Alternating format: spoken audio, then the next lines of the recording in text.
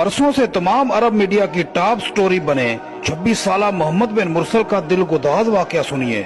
इस वाकया का आखिरी पहलू हम सब के लिए एक बड़ी रोशन मिसाल है।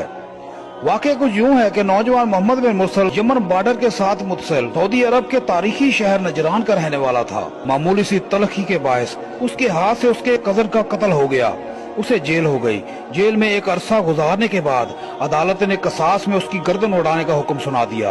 अलबत्ता शरई तौर पर मकतूल के वर्सा दियत लेने या फी सबीलिल्लाह माफ करने का इख्तियार भी महफूज रखते थे। मोहम्मद मुरसल के कबीले आल रिज़्क़ के बच्चों, बुजुर्गों और नौजवानों ने यह फैसला किया कि मकतूल के कबीला आल सनीज के सामने माफी की दरखास्त रखी जाए। वो चाहे तो दियत लें, वो चाहे तो माफ कर दें। ये दरखास्त रखने का अंदाज इतना मुनफरद था, इतनी आजी और फरियाद अपने अंदर समाये हुए था कि पूरे अरब मीडिया का ये टॉप स्टोरी बन गया।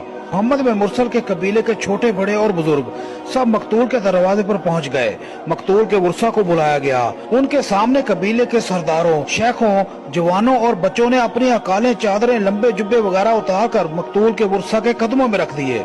इज्जत और फख्र समझी जाने वाली अशिया उतार कर मकतूल की चौखट पर रख दी। अपनी चादरों से घुटनों को बांध कर जमीन पर लेट गए। अपने सरों पर मिट्टी डाली। शायरों ने माफी पर कसीदे पढ़े। कातल के नन्हे बच्चे ने कुछ यूं माफी की इस्तदा की कि जिगर कट जाए। मुंह मांगी दियत की पेशकश की गई। ये देखकर लोगों के दिल इतने पसीज गए कि पूरा सऊदी अरब बोल पड़ा कि नौजवान को माफ किया जाना चाहिए, क्योंकि शरीयत ने दियत के साथ साथ माफी का ऑप्शन भी तो रखा है। लेकिन मकतूल के वर्सा ने ना तो माफ किया और ना ही दियत लेने पर राजी हुए। चुनाचे आज से 3 दिन पहले 20 सितंबर को नौजवान मोहम्मद बिन मुरसल की गर्दन कसास में उड़ा दी गई। दोस्तों, ये पहला कातिल था जिसके लिए पूरे मुल्क में मग़फ़िरत की दुआएं हो रही हैं।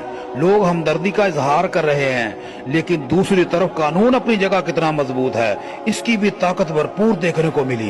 यही वो पहलू है, वो कानून है जो सबके लिए बराबर है, और यही वो इंसाफ है जो हमारे लिए रोशन मिसाल है। हजरत अली करमुल्लाह वजह ने फरमाया था कि दुनिया में वो मुआशरे तबाह हो जाते हैं जिन मुआशरों में अदल का फुकदान हो जाता है। आज अगर हम अपने मुआशरे पर एक नजर दौड़ाएं तो बखूबी समझ आ जाता है कि हमारे मुआशरे की तबाही का सबसे बड़ा सबब क्या है।